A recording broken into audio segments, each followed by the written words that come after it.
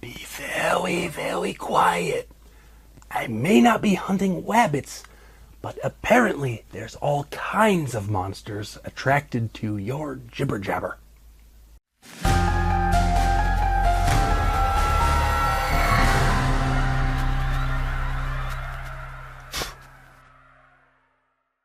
In 2018, a movie called A Quiet Place, this movie right here, came out to mostly positive reviews. People praised its originality, raved about the sound design, and generally thought it was one of the better horror movies of recent years. Of course, it's already spawned one sequel and a new prequel that's coming out just a few days after I'm recording this video, which means by the time you see this, there's a good chance the prequel is already in theaters, or if you see this much later, maybe even on DVD. The original film centers on a family with a deaf daughter struggling to stay alive in a world in which making too much noise attracts a species of bloodthirsty but blind monsters who hunt by sound. But in 2019, the very next year, Netflix released a movie called The Silence. It centers on a family with a deaf daughter struggling to stay alive in a world in which making too much noise attracts a species of bloodthirsty but blind monsters who hunt by sound. People were quick to accuse Netflix of copying A Quiet Place. Words like mockbuster and ripoff were thrown around. A lot of people seem to have their panties in a twist about the whole thing. Trouble is, they got it completely wrong. The Silence came first. The Silence was a 2015 novel by British horror and dark fantasy maestro Tim Lebbon. Even this paperback edition came out as early as 2016. And production of the film began in 2017. However, it also doesn't appear that A Quiet Place ripped off The Silence. They wrote their script in 2016 based on a concept they'd had years earlier, and they also began film production in 2017. It was in fact entirely a coincidence that these two films with strikingly similar premises were both in production at the same time. For some reason, that just seems to happen sometimes. I'm thinking back to some of my science history here and remembering that Charles Darwin and Alfred Russel Wallace had both come up with a theory of evolution at about the same time. To settle their debate, they ended up publishing a joint paper, although, of course, Darwin receives the bulk of the credit because he had a larger and more convincing body of evidence in his files. Or think of mathematics. Both Isaac Newton and Gottfried Leibniz came up with the infinitesimal calculus at about the same time. And it's taken centuries for math historians to confirm that they really did come up with the idea independently. Neither of them copied the other, but it seems like Newton might have been first by a matter of a couple months. And by the way, if that little bit of math history just made your nerd antennae perk up, you should also be sure to check out my own anthology of mathematical horror stories. It's called Arithmophobia. You can get it wherever books are sold, but if you buy it directly from me at polymathpress.com, I have signed copies available of it and all of my books. You can find the relevant links to that, and indeed to everything we're talking about today, right down there, conveniently spelled out for you in the What's It. But anyway, commercial message aside, the same seems to be true in the media world of independent creation. For example, both Deep Impact and Armageddon came out in 1998. Even earlier this year, 2024, within our own horror genre, we got both Immaculate and The First Omen. There's no accusation of deliberate copying, but if you've seen them, they're almost the same movie. And the same thing happens in the literary world as well. Sometimes people just come up with similar ideas. Turns out, these things just sometimes happen. We're all immersed within our own culture, so it's probably inevitable that sometimes multiple people will happen to hit upon the same idea at about the same time, simply because there's something in the zeitgeist that makes us all ripe for that idea at that time. So let's put to bed once and for all any and all accusations of copying. These were legitimately independent creations that just happened to be in production at the same time.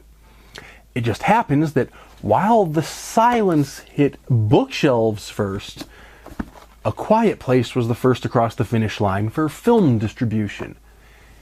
And those bloggers and columnists who accused Netflix of remaking A Quiet Place, even though they knew about Lebbon's novel, and for some reason there seemed to be a lot of people who accused Netflix of copying A Quiet Place, but within the text of their article mentioned Lebbon's novel, those people have frankly succeeded only in completely blowing their own credibility. But that leaves us with some interesting questions for discussion. Which one is better? Where are they similar and where are they different? If you've been around this channel for a while, you know that while my videos have been fairly heavy on reviews most recently, I also like to do the occasional deep dive or analysis. And one way I've done that in the past is by comparing and contrasting a movie with the novel on which it was based. I've been meaning to do a book versus film video about The Silence for a while now, but in this case it seems like a good idea to also add in A Quiet Place and do a book versus film discussion about both The Silence and The Quiet Place. So that's our business for today. Just to keep things organized a little bit, I'm going to start us off with a book versus film comparison of The Silence, and then I'll bring in A Quiet Place as a sort of second part of the analysis. I guess a good way to start might be to just read the descriptions.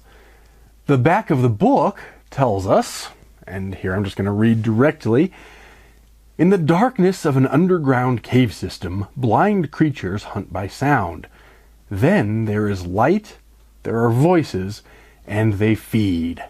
Swarming from their prison, the creatures thrive and destroy. To scream, even to whisper, is to summon death. Deaf for many years, Allie knows how to live in silence. Now it is her family's only chance of survival. To leave their home, to shun others, to find a remote haven where they can sit out the plague. But will it ever end? And what kind of world will be left?" And then the Netflix description of the movie version of The Silence says, "With the world under attack by deadly creatures who hunt by sound, a teen and her family seek refuge outside the city and encounter a mysterious cult." That was interesting to me because both are accurate and they could easily be switched one for the other. The description of the movie could describe the book description of the book could describe the movie. But on some level, the movie's description gives us both more and less information than the novels. The book's description tells us a bit more about these creatures and where they came from, and certainly tells us more about the characters and what the characters are up to. But the movie's description, one line though it is, also mentions this mysterious cult. And indeed there is a sort of cult in both versions of the story. But they don't turn up right away. They're not in chapter 1. In fact, let me pause for just a moment to mention that I'm going to do my absolute best here to discuss these without spoilers. I'm certainly not going to give away the ending of The Silence or of A Quiet Place. But I do have to share some of what happens in these stories, or else I wouldn't be able to make my comparisons. So if you haven't read or seen The Silence or A Quiet Place, proceed at your own risk. I'm doing my best here. I'm really trying to avoid major spoilers, but we all have a different threshold for what counts as a significant spoiler. If you don't want to know anything that happens in these stories, I'm going to tell you a few things that happen in these stories as ambiguously and vaguely as I can get away with, and without giving away the ending. Anyway, getting back to our discussion, what's the same about the book and the movie of The Silence? What's the same? Honestly, almost everything. Of course, the book is better. They pretty much always are. I can think of examples to the contrary, but the books are better. That's just the way it is. And of course, the book, being 400 some ish pages, has more time with the characters to develop character traits and develop some of the details and go into more depth with all of these things in a way that a 2-hour movie just simply doesn't have time to do. But in terms of the major notes, the important scenes, that sort of thing, the movie was remarkably faithful to the novel. The characters are the same in the book and the movie. Okay, they changed the spelling of the father character, Hugh's name.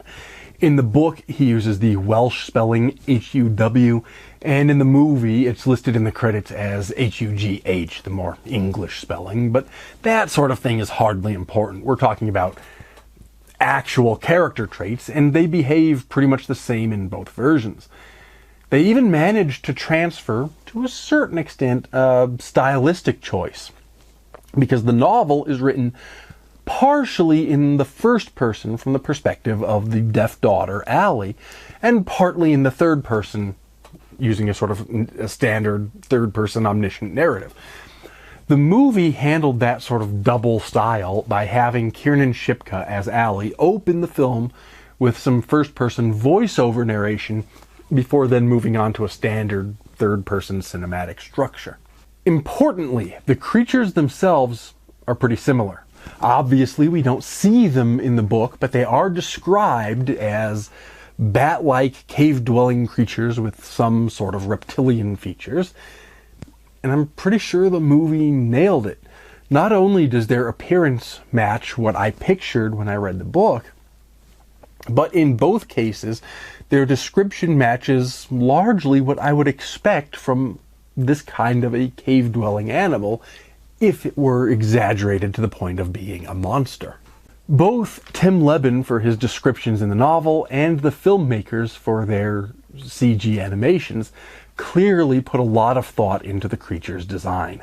But I think that also brings us to the differences, because though it's a remarkably faithful adaptation, of course there are some changes, and one of them is how the creatures got their name. In both cases, they're called vesps. But in the movie, it's explained that that term comes from the Spanish for wasp, avispa. In the book, it's similar, but it's not from the Spanish. Rather, it's from the Romanian viespi.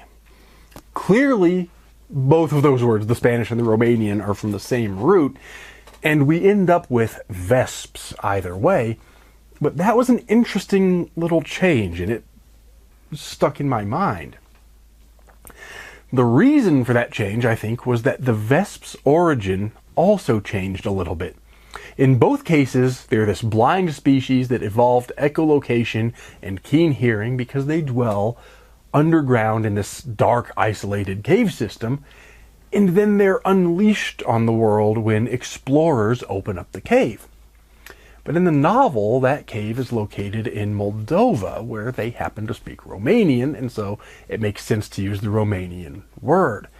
In the movie, the cave is moved to Pennsylvania. Similarly, the novel has our family of main characters living in a town in the southeast of Wales, while the movie relocates them to New Jersey. Does this affect the plot? Other than the fact that I read the novel in a Welsh accent, while Stanley Tucci and Kiernan Shipka speak in American accents in the movie, not particularly. But I do think it is an important change, even though it doesn't affect the plot, because it reflects a simplification of the description of the vesps' spread. In the novel, the vesps emerge from a cave in Moldova, and a good portion of the early chapters deal with characters wondering about how far and how fast they'll spread. We get to see people watching the news from a distance as things that happen in faraway countries begin to seem more relevant, to the point that they ultimately decide to flee their home ahead of the vesps' arrival, headed for a house that they have in Scotland. That's actually really interesting stuff. It deals with issues of how small the world has become and how problems in foreign lands can very quickly become our own problem. And for someone like me, well, I'm a nerd for the mathematical study of biology and ecology and virology. So even though there was nary an equation in the book, it was still interesting to think about rates of dispersion and reproduction. I had little differential equations going in my mind as I was reading the novel. The movie, well, I think you can easily understand why they cut so much of that out. It's not that they changed the substance of what happened, they changed the names on the map, and we still have these monsters emerging from the cave and then spreading rapidly. It's just all streamlined and simplified for the movie as opposed to the novel. In the movie, they get out of this cave in Pennsylvania, the family's in New Jersey. Those aren't that far apart, so as soon as things start going south, they decide they're going to try to get away from the cities. It makes sense, and it doesn't change how the plot develops from there. It's just quicker, easier, and more cinematic. And I'm sure shifting from the UK to the US was just a change of convenience, because that doesn't really affect the story in any way either. The novel also goes into some more detail regarding the Vesp's reproduction. They lay their eggs in the remains of their victims. What they haven't eaten, they lay their eggs in. That's a detail the movie kept, but in the novel, it comes to light that the eggs lie dormant for a long period of time, only to hatch when exposed to noise that might signal the presence of a prey animal. That would be a remarkable adaptation for this kind of cave-dwelling species, but it would also explain why a species confined to a relatively small population inside a cave would then be so successful at spreading once exposed to a noisy world on the surface. If the eggs lie dormant in the cave until there's prey, they don't overpopulate themselves. But once they get out, we're noisy out here on the surface, so they're going to spread out of control. Really interesting idea. The movie keeps them laying eggs in the partially eaten victims, and that even gets one of the most tense scenes by combining a couple scenes from the novel into one scene in the movie, ratcheting up the more visual fear factor. But it just doesn't have time to really go into the science and make us think about what it would mean for them to use that model of reproduction. Beyond that, a few scenes that are common to the book and the movie are simplified a little bit. For example, fairly early in both versions, there's a car crash scene that in the novel had one of the children in the car, but the movie had that child riding in the other car and not part of the crash. Doesn't really change how things worked out. It was probably just to simplify the choreography and make things go a little bit faster for the film version.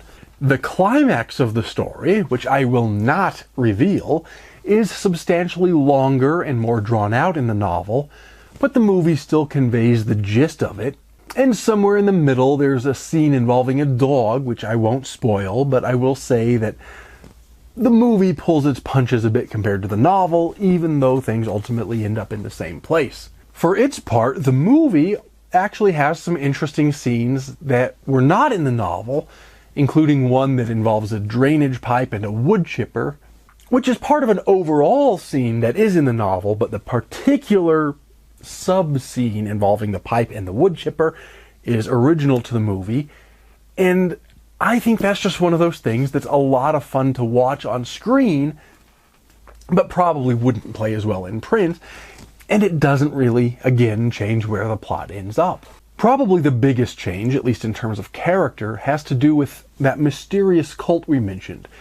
They're called the Hushed, and they have a leader called the Reverend.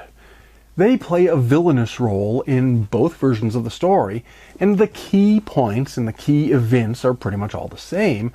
But even though we don't really get to see a lot of what he's thinking in either version, the novel version of the Reverend makes him seem more crazy and desperate, I guess, whereas the film makes him more sinister and malevolent. He's a villain either way, but I think that's an important distinction to make. That difference manifests itself most explicitly in the form of different reasons why he wants the family to join his flock. That's what he's trying to do. He's trying to bring them into his flock. In the novel, he wants Allie to teach him sign language because he saw her communicating in sign language. I say as I wave my arms around, I don't speak sign language. Don't be offended. I'm just gesticulating. Anyway, that's what he wants in the novel. In the movie, rather more disgustingly, he also wants her to join, but the reason that he gives is because she's fertile. That is actually one change I wish they didn't make when they adapted it to film. I understand most of the little differences we've been talking about, but that one I think was a mistake. It doesn't really affect the outcome of the plot or where things end up.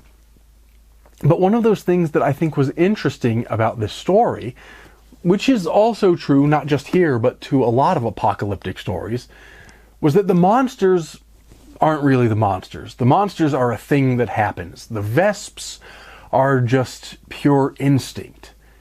If they wouldn't try to eat me, I'd probably even find them cute in an ugly sort of way. But the way people react to disaster, that's where the real monsters are. And that's true in both the book and film versions, but I think the novel presents it with more subtlety. The Reverend of the novel has a perfectly innocent goal to learn sign language, and that's corrupted by his desperation and it's turned into something ugly. That's not to say he's not a frightening character. He's doing plenty of evil, horrible things, but we're left to wonder to what extent he's gone mad from desperation because of what's happening, or to what extent he's just seizing an opportunity to reveal a madness that may have lurked in his mind his entire life. The novel doesn't go into great detail on that dichotomy or that difference or exploring his character, but I think that element is there in the subtext. In the movie, though, his desire is just ugly from the start, and there's really no question of how he got that way. He's an ugly character. He's evil. So ultimately, I just found him a lot more interesting in print than I did on screen. But at the end of the day, if we're judging just on the basis of faithfulness to the source material, The Silence, the film version, is pretty damn good. I'll get into more of my thoughts on which versions of the story are better or worse than which other versions after we bring in A Quiet Place in a moment. But speaking just of the Stanley Tucci and Kiernan Shipka version of The Silence as an adaptation of Lebbon's novel, well, I think the fact that I'm looking at such minor details to be able to contrast the two illustrates just how faithful an adaptation the film version was. But since I bring it up, what about A Quiet Place? How does it compare? Well, let's address the elephant in the room first. Purely on the level of production value, A Quiet Place is going to be the winner here. That isn't to say either of them was a low-budget movie when compared to some of the tiny little low-budget movies we all know and love here on this channel. Looking at you, bad CGI sharks, or even Cosmos for that matter. But while I couldn't find budget information for The Silence on IMDb Pro, there's honestly not much of a chance it came even close to the $17 million budget of A Quiet Place, which itself went on to spawn now an entire franchise. And frankly, even that's not all that much by Hollywood standards, so credit where it's due to both film crews for putting out films with so many special effects without wasting Hollywood levels of money. But regardless of the actual budget, A Quiet Place is a tighter film from a pure craft perspective. Put aside plot, character, story, even put aside quality of acting because both films have top-notch casts. The overall design of A Quiet Place has a more polished feel. In fact, that it didn't win either of the sound design Oscars for its year is a travesty, and just one more reason to disregard that increasingly irrelevant awards program. But I digress. The reason I say that A Quiet Place is a tighter film is because The real genius of its production is that it's quiet. Except during scenes of explosive action, the silence of the film is almost oppressive to the audience and makes for a truly terrifying cinematic experience. The silence film version didn't quite get there.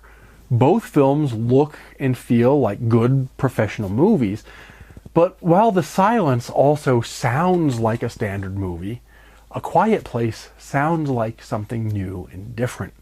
The sound design itself becomes a sort of character in the story. In terms of plot and character, they're similar and different.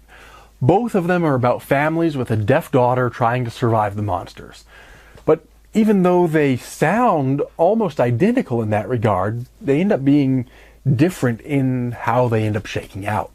A Quiet Place focuses entirely on the family's preparations as they deal with the monsters and their fears about raising a newborn child when even a single stray cry could bring a gruesome death. But the silence follows a plot more like something we've seen in some of the zombie stories, where the monsters, the Vesps, are almost taken for granted as a part of this new world, and the characters have to face human foes to secure their safety. Both are honestly good stories. I think there's more depth to the silence, but it's also more familiar. A Quiet Place treats us to something with a bit less social bite, but it's also less like something we've already seen before. The result is that even though they're almost identical in premise, the experience of watching or reading them is entirely different. You could marathon them in a back-to-back double feature and not feel like you saw too much of the same. What about the monsters themselves? Here, I have to really give the win to the silence. Don't get me wrong, the monsters in A Quiet Place are cool. And arguably their CGI is even a little bit more polished. But in terms of the more conceptual side of the creature design, the Vesps in the silence are just more plausible than the so-called Death Angels of A Quiet Place. In A Quiet Place, the Death Angels have these sorts of plates, I guess you would say, on their heads that sort of move around and pop in and out as they're exposed to either prey or to danger, which makes for some really fun visuals for sure. But it's also perhaps just too alien. We don't really ever understand what these monsters are or what they're doing or how they work. When their heads are doing the thing, we kind of get the emotion of it, but we don't really understand the biology of it. But in the silence, they're a cave-dwelling species that have been introduced to a new environment. It's exactly clear how they work and why they're able to spread so fast as an invasive species. And part of that is due to the origin story. The silence opens when the cave opens. We get to see the entire progression of the Vesps spread across the globe. A Quiet Place opens 89 days after the monsters appeared, with people already adapted to this new silent world. And then, after an opening scene that, yes, I have to admit, beats the opening scene of The Silence, because it dared to do something not even a lot of horror movies would dare to do, it then jumps to 400 some days into the new world. And that's not a flaw, but to me, it's a lot more interesting to see how people adapt to a rapidly degenerating world than to see how they live once it's already there. To get that sort of moment in the world of A Quiet Place, we're going to have to see how this brand new, still upcoming as of this recording, A Quiet Place Day 1 handles the problem. And it's probably a good thing we finally get to see how that first day went for people. But I'm only cautiously optimistic about the new movie because prequels rarely stand up to the source material.